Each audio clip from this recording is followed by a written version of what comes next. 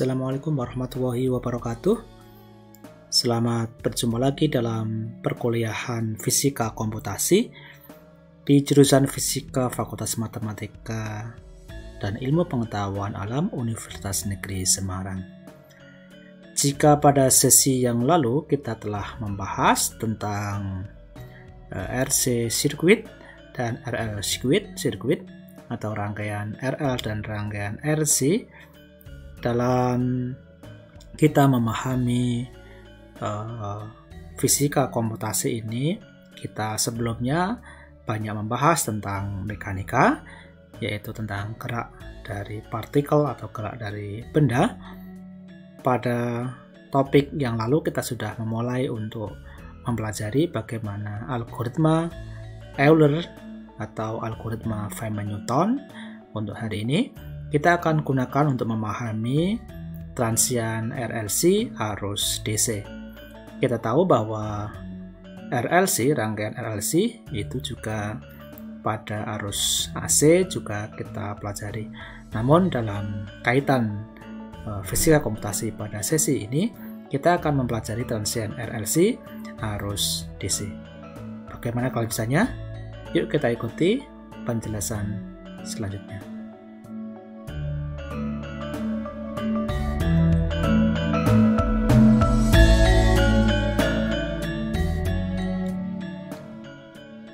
Biasanya kalau kita mempelajari tentang rangkaian listrik atau sirkuit, yang kita pelajari itu adalah arus ataupun tegangan dalam kondisi tunak, atau dalam bahasa yang lebih umum disebut dengan steady state atau keadaan mantap atau keadaan tunak.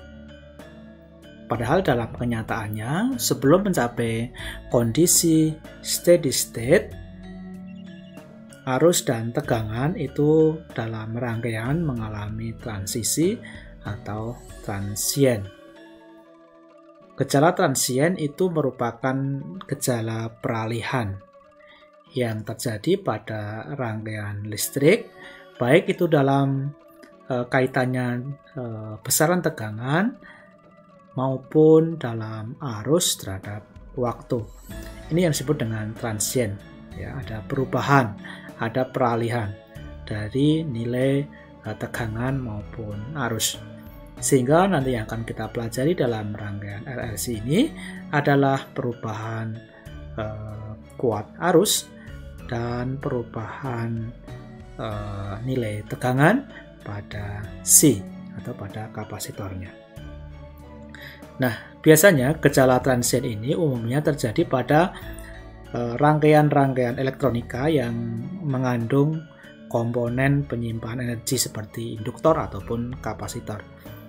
Kita sudah pernah mempelajari teori dasar tentang induktor dan kapasitor di mata kuliah Fisika Dasar 2 ataupun dalam mata kuliah Elektronika Dasar. Mengapa bisa terjadi demikian? Karena energi yang diterima atau dilepaskan oleh komponen tersebut tidak bisa serta-merta berubah seketika itu. Tetapi dalam hal ini perubahannya itu transien. Jadi perubahannya itu tidak langsung. Jadi ada perubahan secara transien ya. Jadi tidak secara langsung, tidak secara seketika itu dapat berubah. Jadi sedikit demi sedikit. Oleh sebab itu, kita akan mencoba untuk memahami rangkaian RLC, di mana pada sesi yang lalu Anda sudah pernah membahas tentang RL dan RC.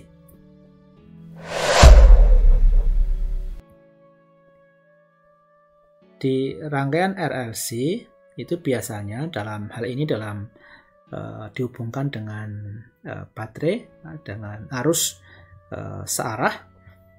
Di sini ada sebuah baterai dengan beda potensial V, ya, beda potensial V. Kemudian dihubungkan secara seri dengan R resistor, induktor dengan induktansi L, dan kapasitor C. Nah, kemudian ketika ini dihubungkan seperti ini dalam rangkaian tertutup, maka dengan menggunakan konsep hukum Kirchhoff akan memenuhi seperti ini.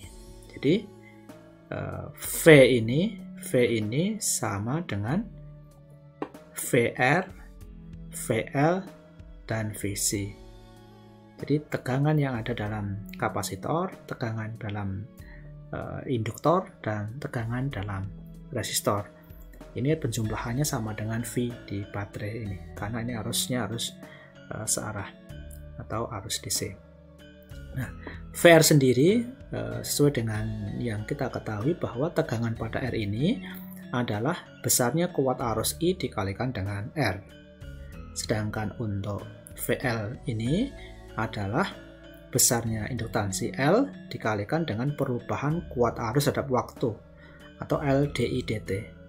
Sedangkan di tegangan di C ini adalah banyaknya muatan pada kapasitor itu dibagi dengan kapasitas kapasitornya atau Q per C, seperti itu. Jadi hukum Kirchhoff pada rangkaian LC ini dapat dituliskan menjadi IR plus LDI dt plus Q per C sama dengan V. Nah, kita tahu bahwa kuat arus atau arus yang mengalir I itu merupakan perubahan dari muatan untuk setiap waktu. Jadi I sama dengan dq dt, atau dalam tulisan biasanya kita menyebutnya Q titik. Q dot ini adalah artinya Q berubah terhadap waktu. Turunan pertama Q terhadap waktu. Kalau Q double dot berarti turunan kedua muatan terhadap waktu. Jadi perubahan muatan untuk setiap waktu itu Q dot, atau dalam hal ini adalah kuat arusnya. Sehingga kalau kita tuliskan ini I, kalau I adalah Q dot, maka DI dt ya Q double dot atau D2Q dt kuadrat, seperti itu. Sehingga kita dapat tuliskan sebagai dq dt kalikan dengan R plus L D2Q dt kuadrat plus Q per C sama dengan V. Kita sudah punya persamaan ini ya. Nah, persamaan diferensial ini adalah persamaan diferensial biasa orde 2, di mana Q berubah terhadap waktu ya. Orde 2-nya adalah D2 dq dt kuadrat. Sehingga kalau kita sudah punya ini, Anda bisa membayangkan bahwa ini adalah, kalau dalam gerak mekanika ini adalah Q itu adalah posisi. Turunan kedua posisi terhadap waktu itu apa? Percepatan. Jadi seperti yang dalam ilmu mekanika kemarin, dalam memahami fenomena di mekanika, kita akan mencari dulu turunan kedua Q terhadap T. Turunan kedua posisi terhadap waktu dalam mekanika dalam rangkaian ini adalah turunan kedua Q terhadap waktu. Kalau kita tuliskan dalam bentuk Q dot, kita akan tuliskan menjadi ini ya, L Q dot, kemudian ini R Q dot, ini L double Q dot, kemudian R Q dot plus Q per C min V sama dengan 0. Kalau kita tuliskan hanya mencari turunan kedua Q terhadap waktu, turunan kedua muatan terhadap waktu, maka akan kita peroleh seperti ini ya, 1 per L dikalikan dengan V min R Q dot untuk T tertentu min Q muatan pada waktu tertentu dibagi dengan C. Nah, inilah yang akan kita gunakan, kita sepadankan dengan A dalam mekanika. Jadi dalam hal ini kita bisa menggunakan metode Feynman-Newton untuk menyelesaikan persamaan diferensial orde 2. Dalam hal ini adalah Q, turunan kedua dari Q terhadap waktu. Biasanya kalau kita di dalam mekanika adalah turunan posisi terhadap waktu, kalau ini adalah turunan dari Q muatan terhadap waktu. Jadi langkah pertama untuk memodelkan secara matematika dari rangkaian RLC pada arus DC ini, kita sudah peroleh bahwa Q double dot atau turun kedua dari Q seperti ini. Oke, selanjutnya kita akan mencoba untuk melihat bagaimana kita bisa menyusun algoritmanya.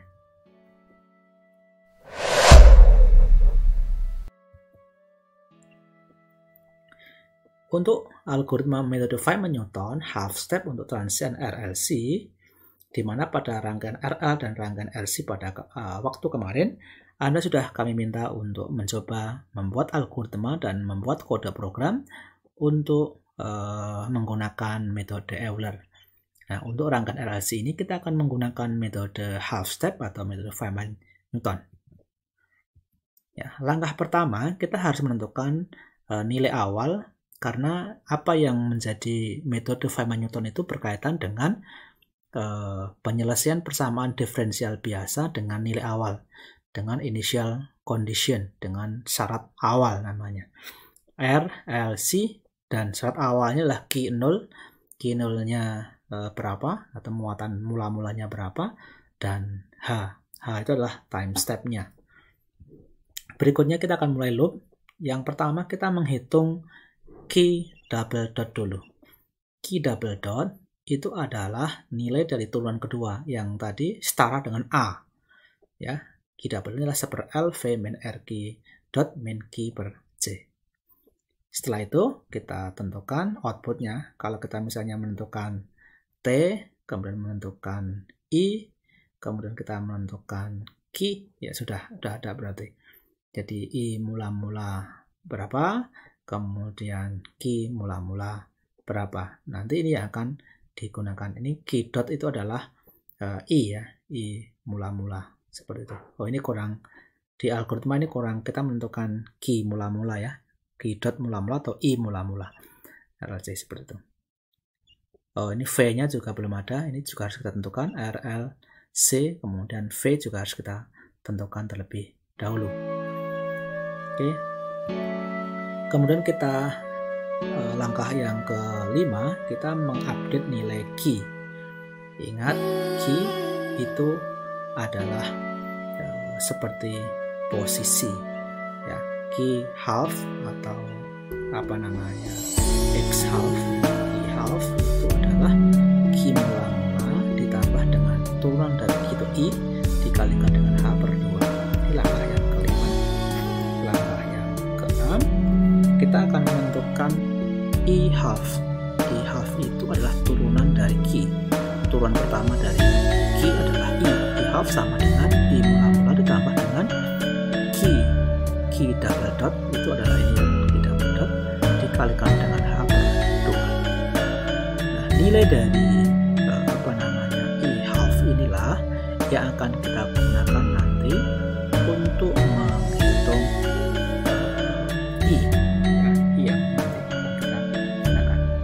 Jadi Q double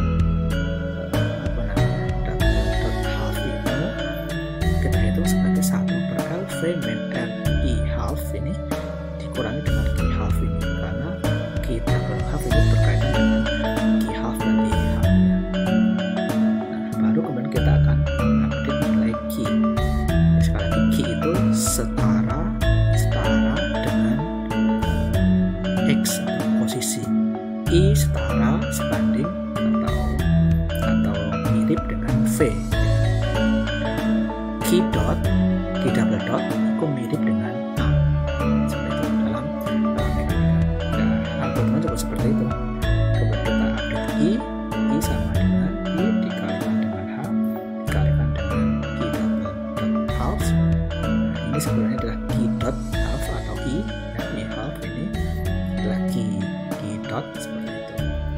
Oke, kemudian kita update T-nya, T-nya ditambah, kemudian kita looping sampai T-nya T maksimum, atau kita bisa menentukan sampai misalnya sampai Q-nya 0 atau seterusnya setelah Anda menggunakan mekanismenya itu untuk pembatasan dari loopingnya.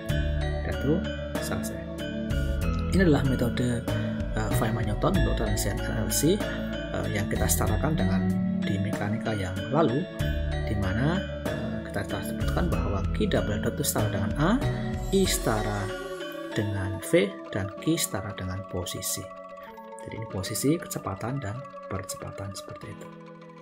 Nah, untuk berlatih bagaimana menggunakan transient RLC ini dengan menggunakan metode Feynman-Newton, mari kita coba lihat parameter besar-besaran yang dapat kita gunakan dalam membuat kode program di Python.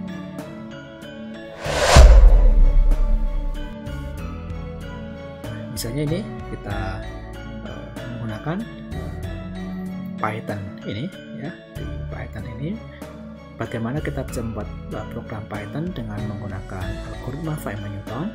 Silahkan untuk disusun program ini dengan menggunakan Python dan kemudian unggah di dalam Google Classroom kita.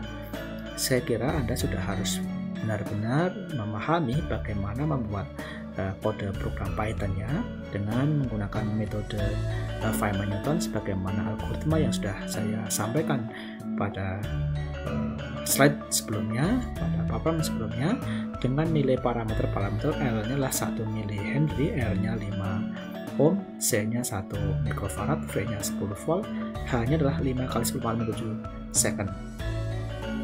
Kemudian Anda bisa mengubah-ubah R untuk bisa melihat bagaimana dengan I, bagaimana kuat arus itu terhadap waktu besarnya seperti apa. Nanti Anda akan bisa melihat bagaimana apakah itu teredam, apakah teredam paksa, dan critical peredam kritis seperti itu. Anda bisa mengganti-ganti R-nya. Semakin besar R-nya, apa yang terjadi dalam rangkaian tersebut, dalam perubahan I, dalam transien I di dalam rangkaian tersebut, Anda bisa menuliskannya dalam hasil atau analisis saudara. Silahkan dibuat, saya tunggu hasilnya di Google Classroom kita. See you next time and bye-bye. Assalamualaikum warahmatullahi wabarakatuh.